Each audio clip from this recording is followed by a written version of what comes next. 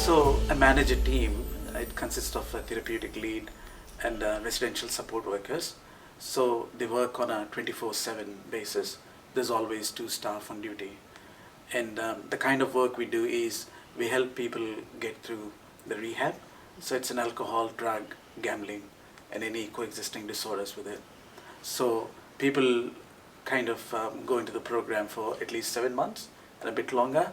So they stay away from the families, but also, we help them run the groups and then kind of follow the curriculum in the day-to-day thing, and also through their journey. So we get people from everywhere, from the Department of Corrections, voluntary admissions. At the moment, we have 22 beds over there. So our occupancy has been good, and then it's a good success rate. So mostly, the expectation is that at the end of the program, people either get back to the study, which they go back to TAFE, or they kind of get an employment. Yeah. So our success rate has been good so far. So yeah, the principle of the therapeutic community is we see each other from the eyes of our brothers and sisters. So a therapeutic community kind of represents it's a microcosm, it's a small kind of a specimen of the external world. So people hold each other accountable, and we teach them to address their issues in a more non-confronting way. So we provide them the tools where people can have check-ins with the staff.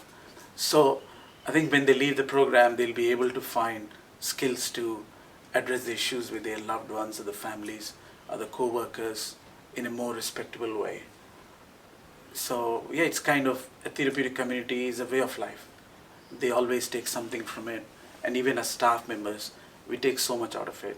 Yeah. When we hold people accountable, we also hold each other accountable. So it also brings up a lot of reflection in day to day. The level of accountability is so good that everyone can hold each other accountable, including the staff as well.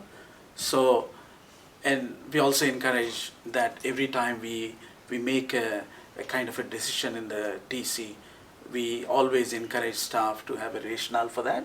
We would ask them the reason why they're going. So if it seems like a genuine reason, if someone is not well or if they haven't seen their family, we say yes. But then there will be a rationale why we said yes.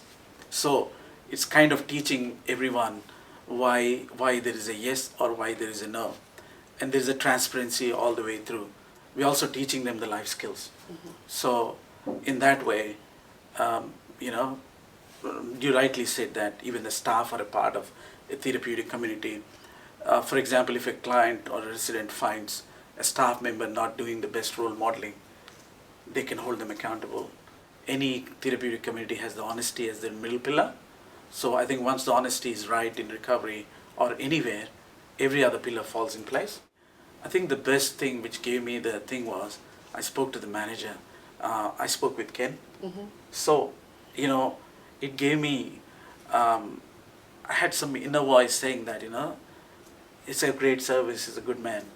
And then I didn't think twice, I just took it over. And that was kind of packing up everything in New Zealand. Yeah, I think I like it so far, the journey has been great, and I think it's always a good blessing to have a good manager. There's so much we can do. None of the rehabs I worked has a lifestyle block like that. People sometimes have rehabs in flats or 3-4 bedroom houses. There's animals who will greet you. There's a woodwork there, a beautiful climate. And then the stress from the work goes away when you drive back home. It's beautiful drive. So I can see a lot of scope there. It's a good place to grow. And if everything goes well, I think it will just keep growing. The literature I've read, it says 40% of recovery is hope. So instilling the hope in people, it's a huge thing.